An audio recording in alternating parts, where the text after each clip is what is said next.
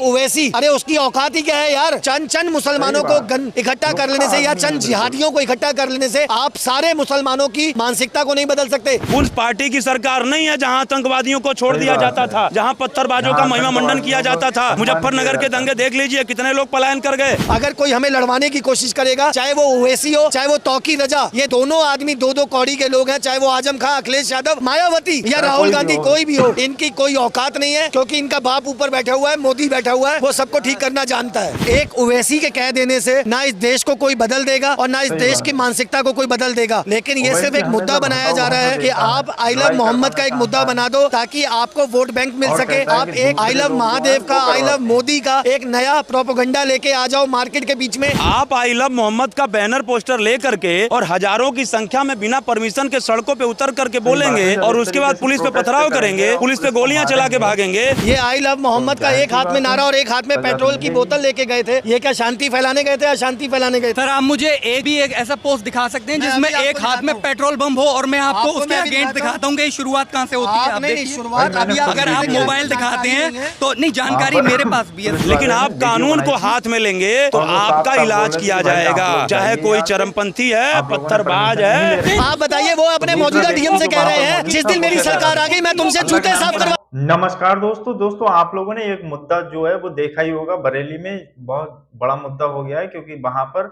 जुमे की नमाज के दिन कुछ लोग जो थे वो जुमा पढ़ने के बाद उन लोगों ने नारे लगाए। नारे लगाने के बाद उन लोगों ने फिर वहां पर हिंसा जो है वो भड़काई थी, और हिंसा भड़काने के बाद पुलिस प्रशासन पर भी उन लोगों ने पथराव भी किया था। तो इस बात को लेकर हमारी जो एक पत्रकार महोदया है वो लोगों के बीच में जाकर ये बात पूछ रही है कि बरेली में जो भी हिंसा भड़की है या कानपुर का जो भी बैनर का जो मामला रहा है वो क्या इस तरीके से होना चाहिए?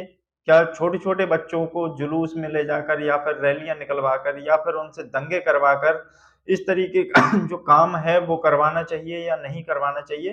तो उस संबंध में हमारी पत्रकार महोदया लोगों के विचार जो हैं वो पूछ रही है उनसे कि किस तरीके से क्या सही होगा और क्या गलत होगा। तो उसी पर लोगों की हम यहाँ पर राय जानने आए हैं।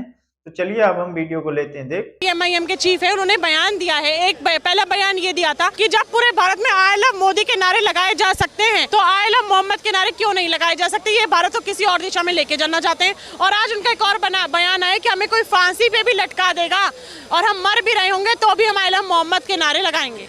क्या कहेंगे उस पर? मैडम देखिए, ये देश जो है ये बहुत शांति प्रिय देश है और ये सभी मजहब को मानने वाला देश है, चाहे वो हिंदू हो, मुसलमान हो, सिख हो, ईसाई हो, कोई भी हो। हम लोग जो हैं सबकी, हर धर्म की बहुत इज्जत करते हैं और उनका बहुत मान सम्मान करते हैं। और दूसरी चीज़, एक ओवैसी के कह देने से ना इस देश को कोई बदल देगा और ना इस देश की मानसिकता को कोई बदल देगा, लेकिन ये सिर्फ एक मुद्दा बनाया जा रहा है कि आप आई लव मोहम्मद का एक मुद्दा बना दो ताकि आपको वोट बैंक मिल सके।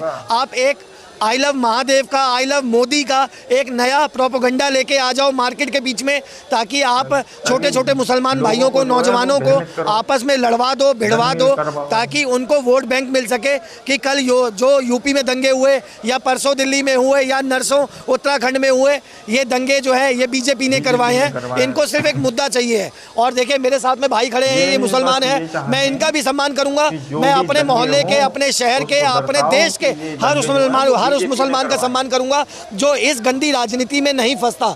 और आपको एक चीज़ बता दूं, आई लव मोहम्मद मैं भी कहता हूं, मैं भी हाजी अली जाता हूं, निजामुद्दीन दरगाह जाता हूं, लेकिन मैं कभी किसी मजहब के लिए गलत नहीं कहता। लेकिन अगर ऐसा एक ओवैसी, अरे उसकी औकात ही क्या है यार।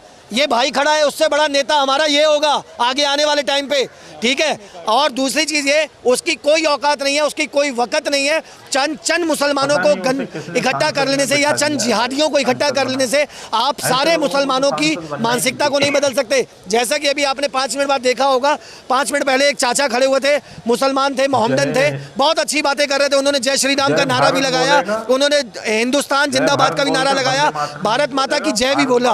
और उसके बाद इससे बड़ा एग्जाम्पल क्या होगा, एक मुसलमान आदमी जय श्री राम का नारा लगा रहा है है। तो यही हमारे देश का एक स्वाभिमान है, सम्मान है, जिसमें हर मजहब के लोग, चाहे वो हिंदू हो या मुसलमान भाई हो, कोई भी हो, हम लोग एक दूसरे के मजहब की बहुत इज्जत करना जानते हैं। अगर कोई हमें लड़वाने की कोशिश करेगा, चाहे वो ओवैसी हो, चाहे वो तौकीर रजा, ये दोनों आदमी दो दो कौड़ी के लोग हैं, चाहे वो आजम खां, अखिलेश यादव, मायावती या राहुल गांधी, कोई भी हो, इनकी कोई औकात नहीं है, क्योंकि इनका बाप ऊपर बैठा हुआ है, मोदी बैठा हुआ है, वो सबको ठीक करना जानता है। अच्छा, बरेली में जो लाठीचार्ज करा गया, वो सहमत है आप उससे कि पुलिस ने जो लाठीचार्ज करा? वैसे तो मेरे पास इतना टाइम था नहीं कि इस पूरी रिपोर्ट को मैं देख पाता, मगर मैंने कल शंकराचार्य जी का बयान सुना और उनका कहना ये था कि ये सब गवर्नमेंट की तरफ से करी हुई राजनीति है, ये उन्होंने बोला। तो आई थिंक अगर वो इतने बड़े पद पर बैठकर अगर किसी चीज़ के विचार विमर्श करके कहते हैं तो मैं उनकी बात को अनदेखा नहीं कर सकता। गवर्नमेंट की राजनीति कैसे हो सकती है? मैं जवाब देता हूँ। शंकराचार्य जी से पूछे उन्होंने ये स्टेटमेंट क्यों दिया, मैं आपको सुना भी सकता हूँ। उनकी बात से सहमत है ना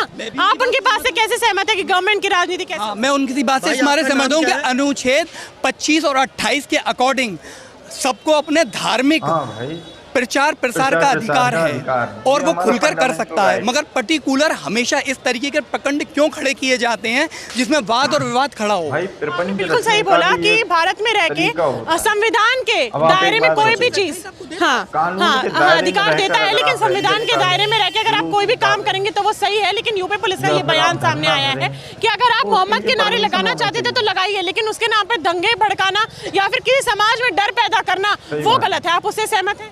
वायलेंस के तो कभी भी कोई भी पक्षधार नहीं रहा, वायलेंस के लिए सब लोग अगेंस्ट करते हैं, वायलेंस का कोई मतलब है ही नहीं। मगर पर्टिकुलर ये बात यहाँ तक आती है कि कोई भी हो, देखिए मैं तो बहुत क्लियर बात बोलता हूँ।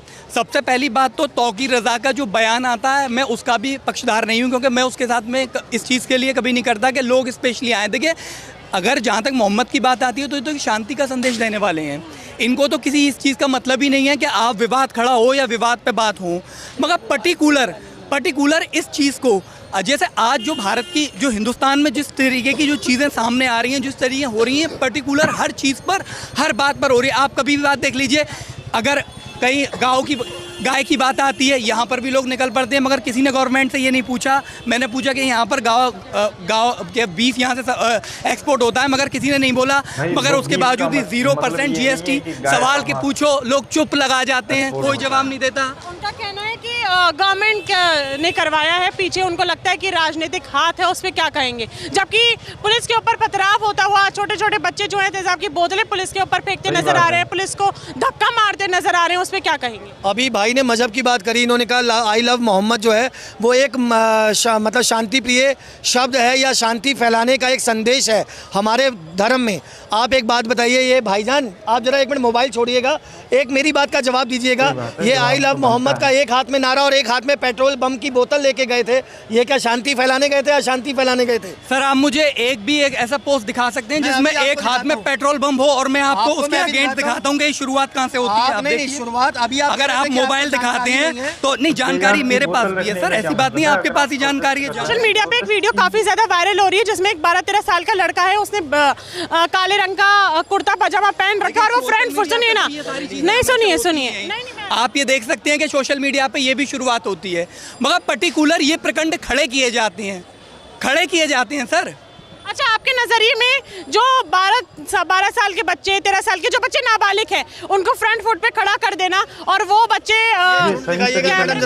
ये झुंड दिखाइएगा अपने चैनल के माध्यम से, ये सारे टोपी वाले जितने भी हैं ये कोई हिंदू समाज के लोग हैं?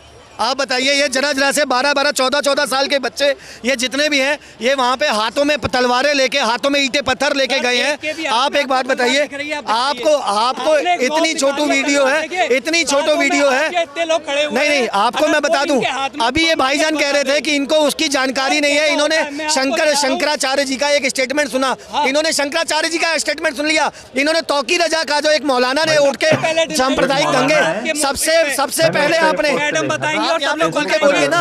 तौकीर रजा का तो उन्होंने बोला है कि मैं उनकी बात का खंडन कर रहा हूं। मैं सबसे पहले तौकीर रजा के न मैं पक्षधार हूं और ऐसे मौलानों के पक्षधार भी नहीं हूं। सामने आई है कि तौकीर रजा ने बरेली में 74 दुकानें जो है MCD की जमीन को कब्जा करके वहाँ पे 74 दुकानें बना ली है और MCD ने उसको सील भी कर दिया गया। आप इससे सहमत? मैडम मैंने तो तौकीर रजा का नाम ही फर्स्ट बार तब सुना है जब ये प्रखंड हुआ है, इससे पहले तो मैंने कभी तौकीर रजा को जानता भी नहीं था। उसने अवैध तरीके से MCD की जमीन कब्जा कर रखी थी और जमीन पर उसे 74 दुकानें भी बना दी जिससे 8 लाख से ज्यादा किराया आता। जी वही बता रहा हूँ मैं, अभी इन भाई ने तौकीर रजा का नाम पहली बार सुना है, अभी ये थोड़ी देर बाद कह देंगे मैंने आजम खां का भी नाम पहली बार आपके मुंह से ही सुना है, और इन्होंने थोड़ी देर बाद ये भी कह देंगे और ओवैसी जी का भी नाम,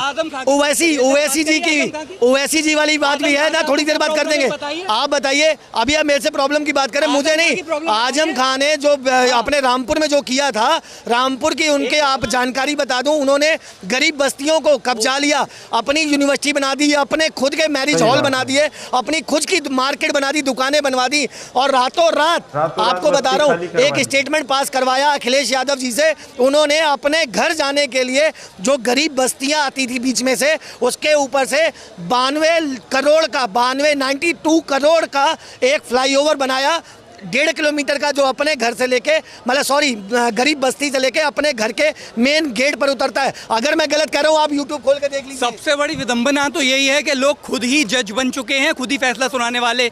आजम खां एक कंट्रोवर्शियल पर्सनैलिटी है, ये मैं मानता हूँ, मगर अभी भी उसको कोर्ट से बेल मिली है और ये अभी साबित नहीं हुआ है कि उस पर सारे जितने भी एलिगेशन है साबित क्यों नहीं आएंगे आप बताइए। जब वो मौजूदा डीएम से कह रहे हैं, वो मौजूदा, मैं जज नहीं हूँ लेकिन मैं इस देश की जनता हूँ, मैं इस देश की जनता हूँ यार। आप बताइए, वो अपने मौजूदा डीएम से कह रहे हैं कि मैं तुमसे, जिस दिन मेरी सरकार आ गई मैं तुमसे जूते साफ करवा दूंगा, वो कह रहे हैं। आप बताइए, ये एक शोभनीय शब्द है क्या? जिस दिन आप बताइए बरेली में जो हिंसा हुई, जो हमें देखने को मिला, तनाव, सांप्रदायिक तनाव देखने को मिला, उससे आप सहमत हैं? नहीं, मैं किसी भी वायलेंस के पक्षधार नहीं हूँ, मैं सबके अगेंस्ट हूँ, भले वो यहाँ हो, मणिपुर में हो, भले ही भूटान में हो, हर जगह हो। से जो लाठीचार्ज करा बच्चों के ऊपर, लोग बुड्ढों के ऊपर, पुरुषों के ऊपर, सहमत हैं उससे? देखिए, लाठीचार्ज का मतलब तो ये है कि सबसे पहले तो मैं यही बोलना चाहता हूँ कि अगर हो सकता है, मतलब जितना भी हो सकता है, तो सिचुएशन को बहुत इजीली हैंडल करने की कोशिश करनी, ये लास्ट का ऑप्शन होता है लाठीचार्ज।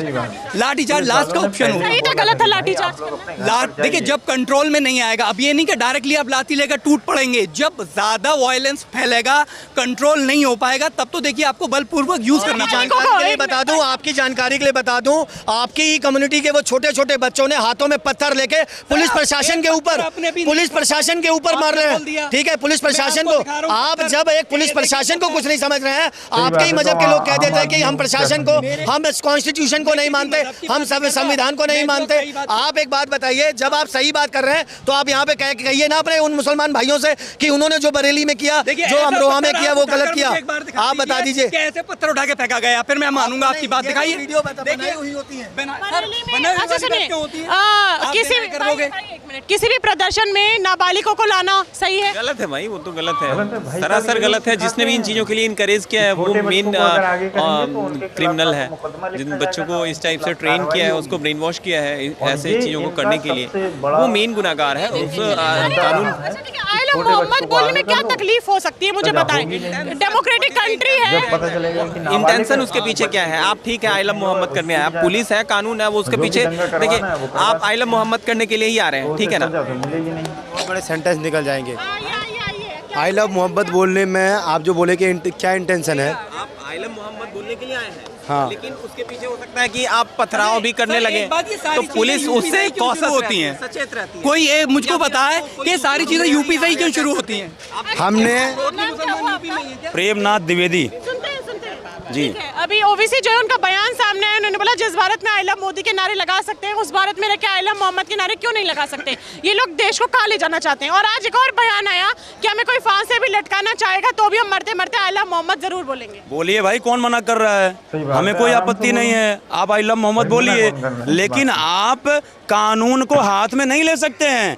आप आई लव मोहम्मद का बैनर पोस्टर ले करके और हजारों की संख्या में बिना परमिशन के सड़कों पे उतर करके बोलेंगे, और उसके बाद पुलिस पे पथराव करेंगे, पुलिस पे गोलियां चला के भागेंगे, उसके बाद क्या कहते हैं कि जो है वो आप हुल्लड़बाजी करेंगे, आपको बख्शा जाएगा? आपको नहीं बख्शा जाएगा।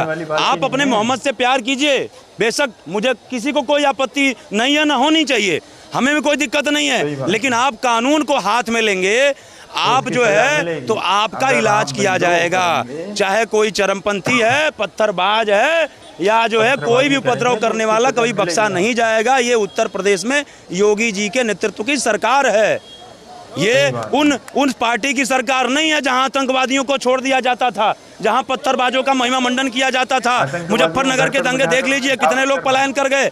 आज यदि 72 घंटे में मुजफ्फरनगर का दंगा कितने दिन चला, महीनों चला, कर्फ्यू लगे वहां पे, लेकिन आज 72 घंटे में योगी जी के नेतृत्व में जो प्रशासन है उसने मामला को शांत कर दिया और गहराई तक जा करके जो इसके जो है क्या कहते हैं पीछे हैं उनकी जांच कर रहा है, लोगों को गिरफ्तार कर रहा है। तो हेलो दोस्तों, कैसी लगी आपको हमारी ये वीडियो हमें कमेंट में जरूर बताएं। अगर वीडियो अच्छी लगी हो तो वीडियो को लाइक करके चैनल को कर लें सब्सक्राइब, क्योंकि आप लोगों को इसी तरीके की लेटेस्ट न्यूज इसी चैनल पर मिलती रहेगी। और आने वाले समय में मैं खुद ग्राउंड जीरो पर उतरकर लोगों से उनके विचार जो है वो पूछूंगा। और अगर आप लोगों को ये इस तरीके की वीडियो जो है वो अच्छी लगती है तो आप लोग हमारे चैनल को जरूर सब्सक्राइब कर लें और अपने सभी दोस्तों के साथ वीडियो को ज्यादा से ज्यादा शेयर करें, ताकि ये वीडियो जो है वो ज्यादा से ज्यादा लोगों के पास जाए।